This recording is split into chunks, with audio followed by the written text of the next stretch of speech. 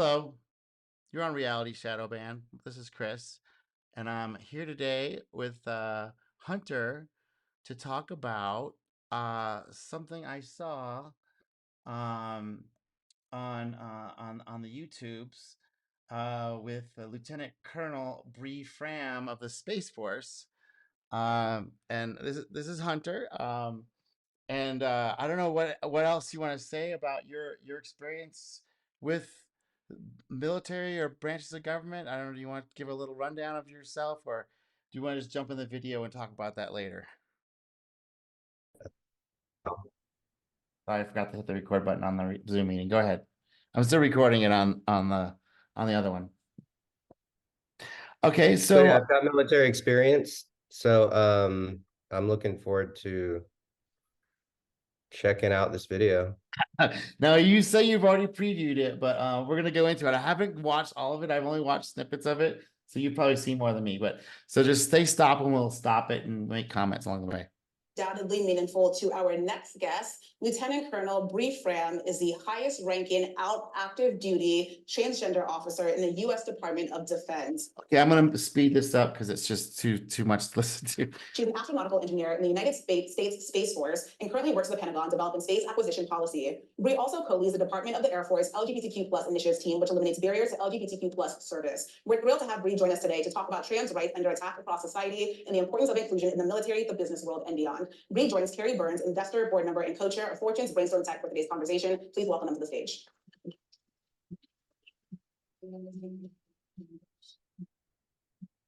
All right. Oh, you didn't cheer, Hunter? So good morning. Well, to start off, I just want to say that the first thing they said was she was brought here to talk about trans rights. That's interesting. I love the energy. Well, I think this is about the inclusion imperative. So this is some Fortune corporate thing that she's shilling for.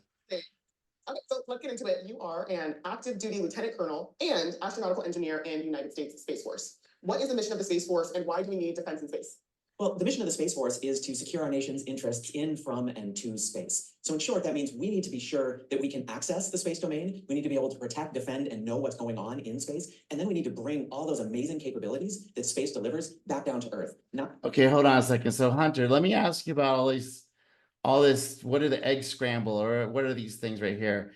Don't you usually have to be in combat to get these things? Or what are these? No, you definitely do not need to be in combat to get any of those. There's certain these are all the colorful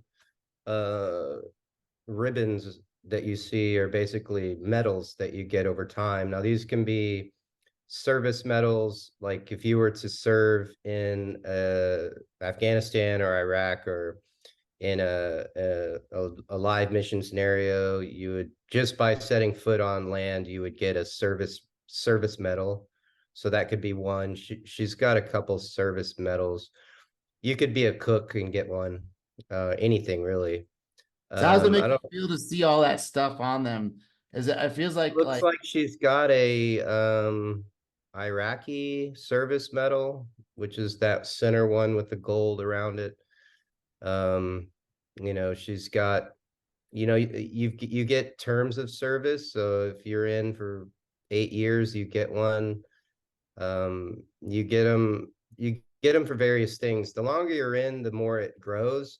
These don't necessarily have any significance other than you don't have to be a stellar or you understand what I'm saying? I mean, yeah. there's many different medals you can get just from simply doing your normal job in the military.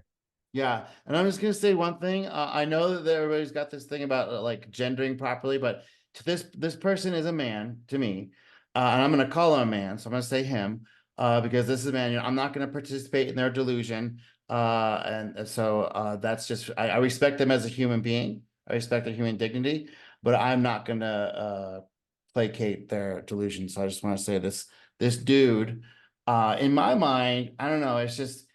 This is like trying to show off stuff that people like don't understand what it is, and it looks very impressive, but what you're saying is it's very common. This stuff's common. It's very common. Above the ribbons, you have which are called jump wings. So, I mean, she's an aeronautical engineer. She's probably done some sort of pilot training or some sort. But as a Air Force personnel, she's probably at some point gone to jump school, which just means she's jumped out of an airplane. Nothing serious, just normal jump. And if you finish the course, you get that pin, which is called jump wings. Above that, I don't know what that is. I think that's a Space Force pin, which I have no clue. And then the two at the bottom, I think, are Space Force, except for the one that maybe bottom right or to her chest. That one, I think that one is an Air Force, and the one on the left is yeah, that's actually an Air Force, and on that one's a Space Force. So they really have no significance other than he or she's done she's done her job, um, and that's pretty much it. I don't really see any. I don't see a Navy Cross or a Purple Heart or anything. These are pretty normal, and yeah, pretty normal ribbons and medals, and it's obviously a Space Force uniform, which is very similar to the Air Force. And sure, I mean, there's nothing special about any of it. So this person, this dude is the highest ranking out transgender officer in the Department of Defense. So I thought there was a admiral, but that must be Navy. Okay. Yeah, Lieutenant Colonel is up there. It's up there. So this man has been definitely skilled before he chose to show off or make himself important in this way. So then I'm not denigrating this man's skill set. I'm just concerned about where his allegiances lie. For our joint force and what we do to secure and defend the nation, but to everyone. Most people don't know that the Space Force runs, flies, designs GPS. So anything that you do to navigate, anything that you do with a credit card, or the timing signal that underpins every financial transaction in the world is supplied by the Space Force. So all of you probably touch us every day in a way you never. Oh, well, that's interesting language. Touch us every day, really. No, I don't want to touch you, sir. I don't want to touch anything to do with you, sir. So I don't It's touch you. interesting I don't too. touch you, sir. Go ahead. I've never actually heard from anyone except for this person that Space Force controls all the transactions we make. Well, the GPS that needs that stuff, that data associated with it, but Yeah. I mean all the stuff's integrated over the internet. So yeah, of calling on a military service. And understanding the fact that we actually need to protect these capabilities is so important because there are threats out there, and we couldn't even imagine a day without space. Think of the capabilities it provides. what did that mean, a day without space? To just about every sector of the economy, from telling farmers when to plant, when to water, the sensing that we do, the weather prediction capability. I mean, it is phenomenal what space brings. And if we were to lose space capabilities, think of setting us back 70 or 100 years in where we are as a planet. It would be almost unsurvivable. Well, wait a second. As a planet or as a U.S. government global kind of empire? Which way? Because those aren't the same thing, right? They're weasel words, man. it wasn't that bad 70 years ago. No. Just saying. Before recommissioning into the Space Force. Why do you serve, and what made moving to the Space Force so compelling? Well, I could easily tell a 30-minute story filled with family connections and events that is a lot of emotions about why I serve and why the Space Force. But I'll sum it up in three ways. One, it is that ability to serve, that ability to give back and protect and defend the things that I care about so much, support and defend the Constitution and the ideals of creating a better nation. It fuels my passion in space. I have always been a space nerd. And I like to say, if it's nerdy, I probably tried it and I almost certainly enjoyed it. Total dude right there. That's a dude thing. Chicks don't love that stuff. What the hell? So being part of the space environment, being a technology developer, that really excites me. But as for the Space Force, being a new military service, wow. Talk about fueling my other passion of building a culture, because we have this opportunity to develop a 21st century military culture. A new service does not come along very often. This is once in multiple generations. And we, through our founding documents and our core values, connection, commitment, courage, character, are set. Oh, 4 C's. They got 4 C's, Hunter. Are those the four? Did they teach you those four theses when you were inside? The connection, the culture, and no? The foundation for service that values all of us. In fact, I'd encourage you all, if you actually have a few minutes, read a document called The Guardian Spirit. It is a short, 16-page document on leadership and what we believe in. And it is one of the best primers on leadership I had seen. And it has words you wouldn't expect to see in a military leadership document. It talks about embracing diversity and engaging inclusively. Okay. Diversity of skill sets, maybe diversity of approaches, diversity of opinions, but not diversity of like skin color and whatever this is. What will you talk diversity inclusion, the Hunter, when you were as the strength? No, the thing is, what the reality of the military, and I'm speaking about the Marine Corps, which is the most hardcore, the roughest and the toughest and the most cynical, and you name it, man. We're the grunts of the military. There's no racism. There's none of this stuff in the Marine Corps.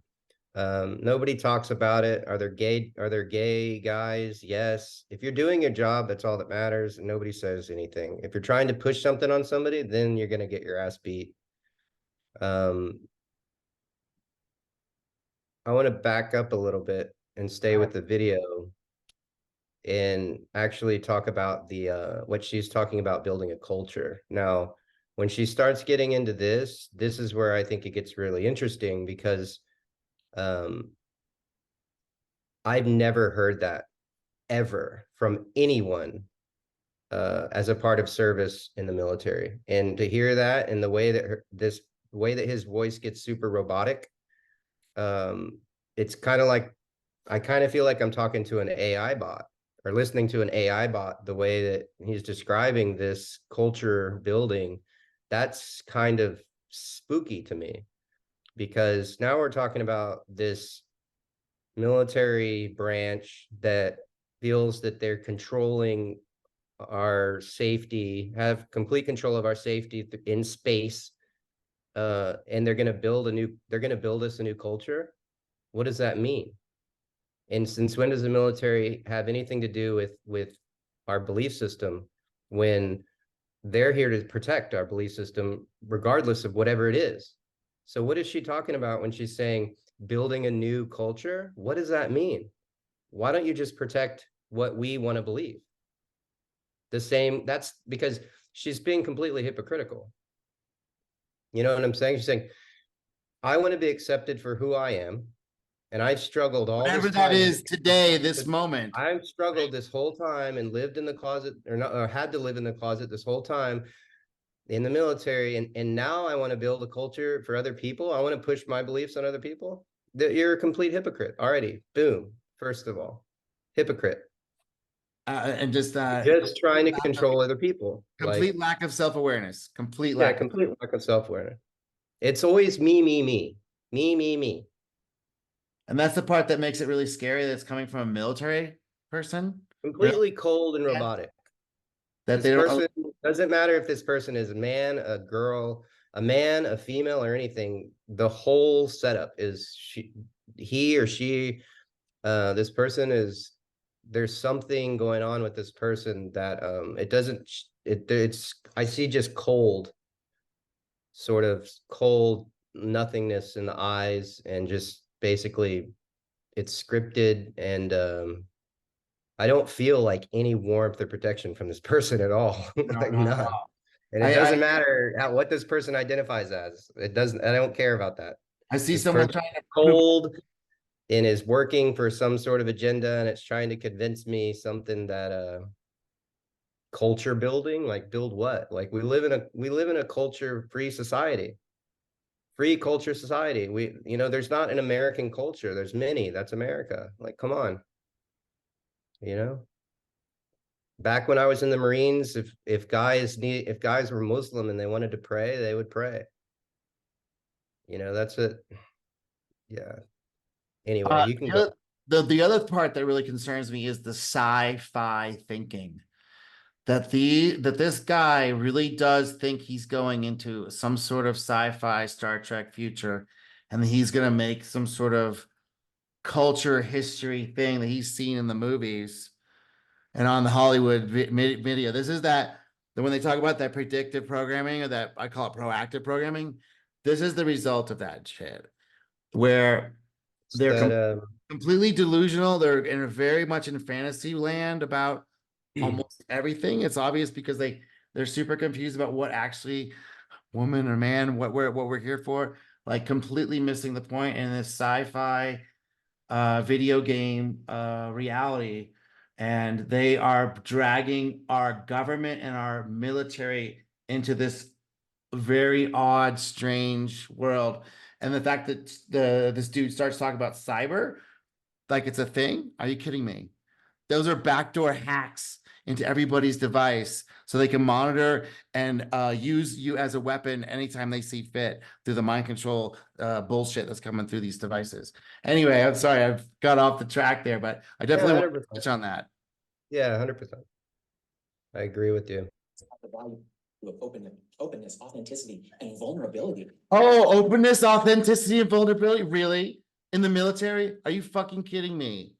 Are you Yeah. fucking kidding me? Well, This is not that's another word. That's another word that you never hear in the way that she's speaking about this new military that's about being vulnerable. That's completely insane. What are you talking about? The whole Vulnerability? point of the military is to find those vulnerable places and block them.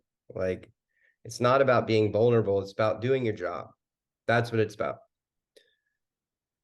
Engaging inclusively. It talks about the value of openness, authenticity, and vulnerability. I mean, vulnerability in a military leadership document, that's wild to think of. Yeah, because it's fucking stupid as fuck. There you go. It's completely ridiculous. Opening to connection and embracing that connection with our teams makes us all better. So Okay, I can get on board with connection with your team, but what? Not through authenticity. It's like, no, you gotta bury some of that shit because we got shit to do, man.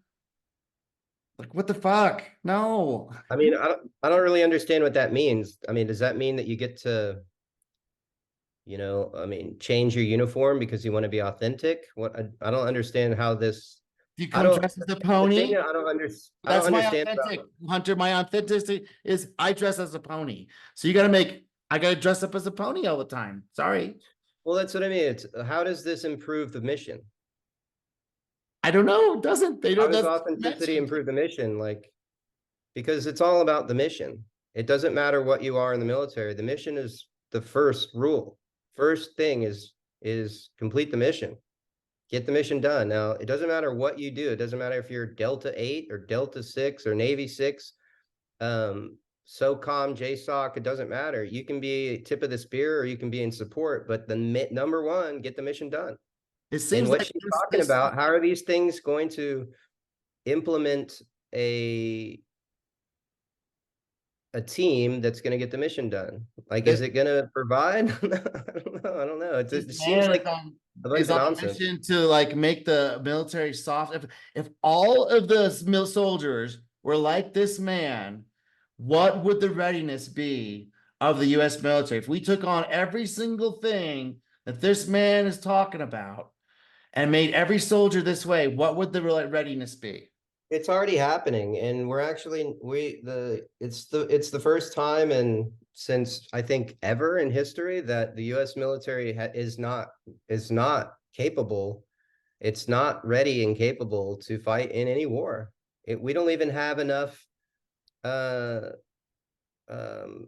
MUSOC ready and capable Marines to invade anywhere right now. We're at the lowest the military's ever been. So they're And gonna. that's So the lack of recruitment. And it's also because, more than 10 years ago, these compassionate ideas were brought into boot camp and different training levels where people thought that they were being too hard on Marines.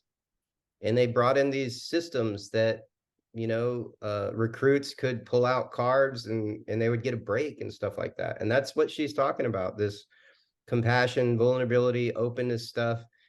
And that it's total nonsense because, when you join, you better be ready to get the job done. That's what you're taught. And what these people don't understand, and what most people don't understand, and what a lot of military personnel that have gone through the shit don't understand, like, you chose to be a killer. You're a killer. Doesn't matter what you do. It doesn't matter if you're supporting the machine. You work for the machine. And what does the machine do? We kill. Kills things, kills That's people, it. makes things.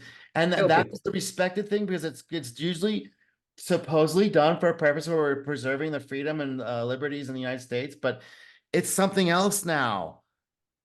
It is definitely something else now. Now it's turned into a political shit show. All right, let's keep going.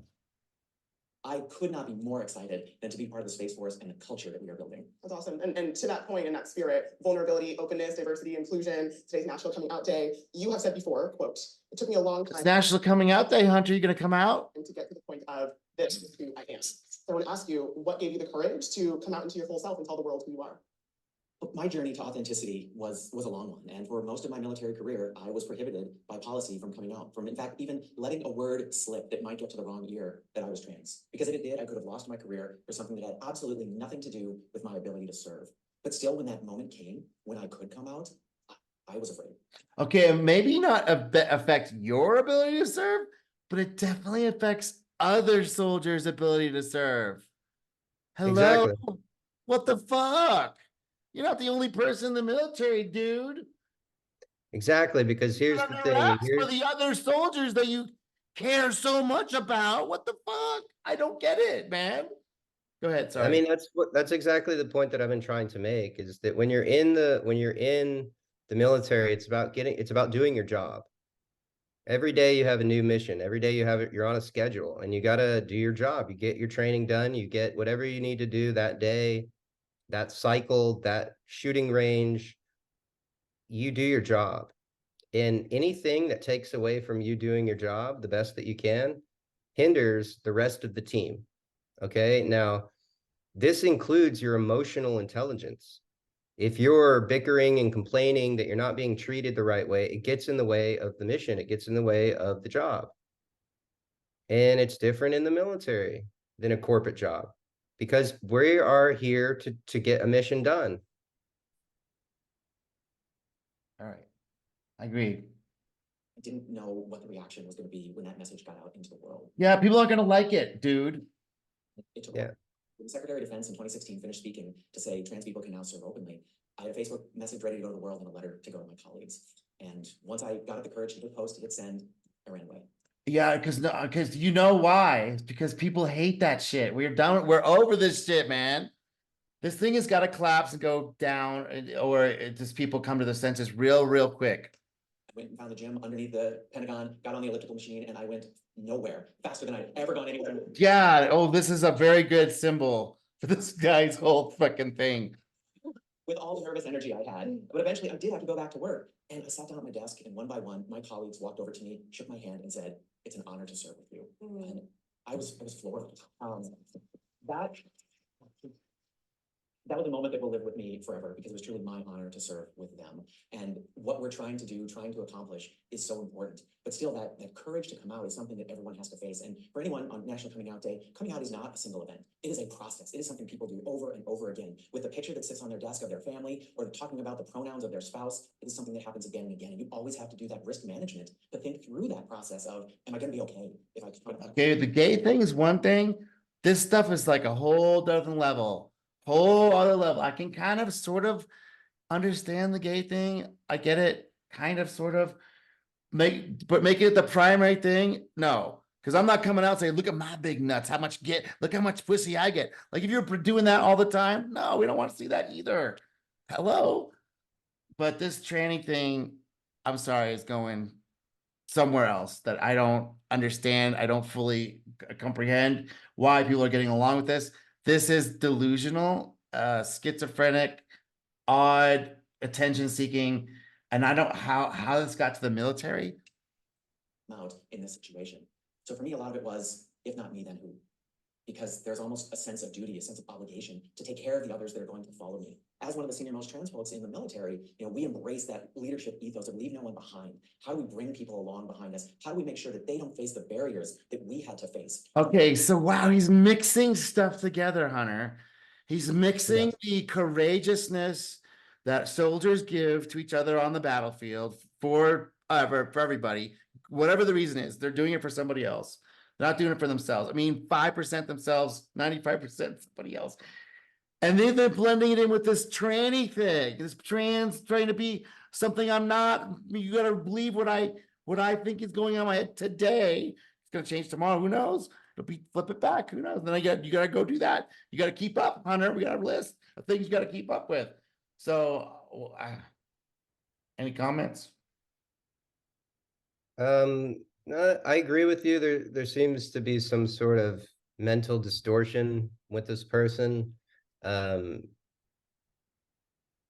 It is pretty crazy to try to compare being courageous on the battlefield to whatever strength that you've developed through hiding in the past or something like that, which I think is the whole point he's trying to make. It's just I'll go back to saying it's really trying to bring the attention to me again.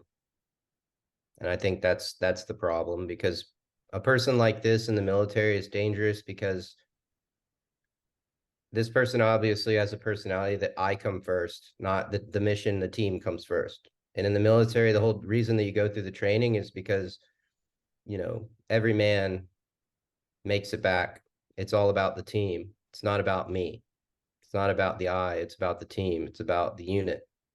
And people like this, they can't operate as a unit.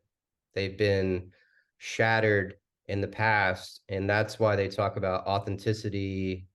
And there's no talk of unity, how to make a better unit. It's all about how do we make this better for us. You're already separating yourselves from, and you're blaming the past and things like that. And to be honest, there's probably a large percentage of people in the military that want nothing to do with this in the military. But once you're in there, nobody really cares. If you're getting your job done, nobody cares. There's no black or white. There's no black or white or brown in the Marine Corps. And there's really no gay unless you're trying to hook up with a guy that has nothing, that wants nothing to do with that. Then you'll probably get beat down. But that'll be it. That stuff really doesn't exist in the Marine Corps because you're there to do a job. If you're not doing your job, you're going to get it worse than being gay. You're going to get it much worse than being gay. And these people, they don't want that. They don't want to realize that. They need authenticity. They need to be special. They need to change what has been working for so long in order to get accepted, so that they feel accepted, which they'll probably never get that much attention. I don't know. It So we got seems pretty dangerous. It seems pretty dangerous to me to have a person like this in the military, especially as a lieutenant colonel in charge of our cybersecurity. I mean, it's crazy. So we've got 10 minutes left. Just got a warning. Just want to give you a heads up on that. So that we can keep going with this. We're gonna have to cut it short, obviously, but I just wanted to get the main points out of like I'm not sure how these people were allowed to progress to this level. There's that the number of people that are supporting this at the higher tiers. Why are they supporting it? Do you want to get into the woo, off-world woo stuff? Do you want to talk about any of that stuff? I don't think we should, because that'll put us in a place where we'll want more time. All right, we'll talk about that But I later. definitely think that infection is what's going on, obviously, especially with the mannerisms and the manner of speech. And I mean, this seems like a worse than a sales pitch. I mean, it seemed, this is kind of like, it reminds me of like a Mexican game show. You know what I'm saying? It's And I want to bring up, difficult to watch. I grew up. Is this serious? Is this real, or is this a sitcom? Yeah, no, this is real. This is definitely real. Yeah. There's multiple videos of this all over the place. They're going for it. What's really funny about this is like how they're saying it's like, oh, it's so scary to be trans in the military. Man, I grew up with MASH, dude. Klinger, transvestite, cross-dresser in the military. Cool guy, did his job, still got everything done. Crazy as hell, wanted out, right? He knew he wanted out, right? Everyone understood why he was doing that, but this person wants to stay in. This person wants to stay in. And also I'll just go to say that there's What the hell? there's multiple Navy SEALs. I haven't seen any other branch of service. Specifically, there's multiple Navy SEALs that are highly decorated, combat decorated.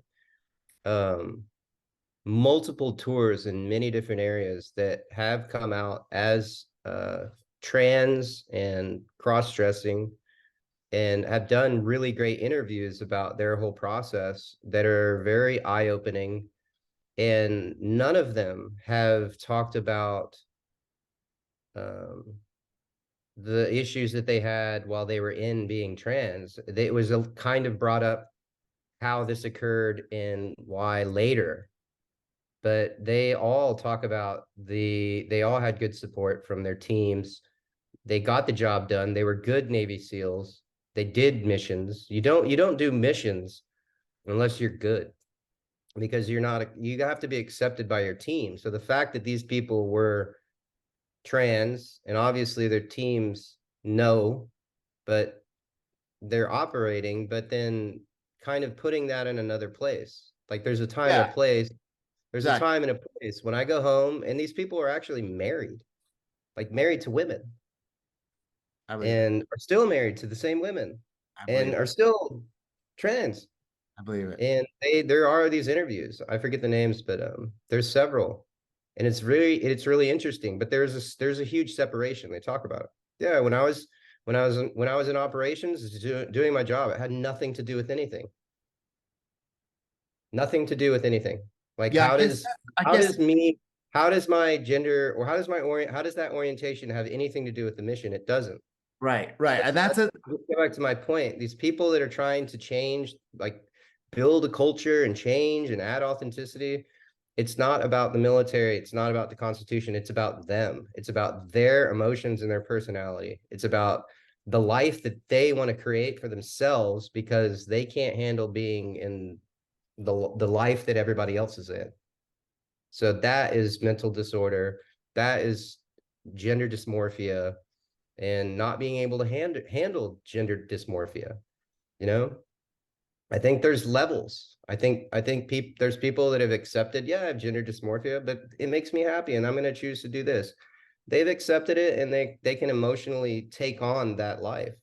These other people, like this person, obviously can't, and they're struggling for some reason now.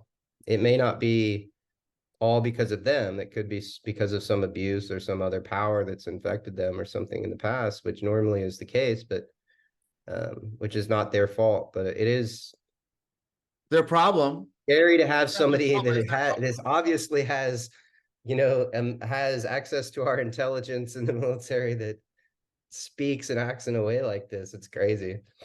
Yeah, I mean, I guess the thing.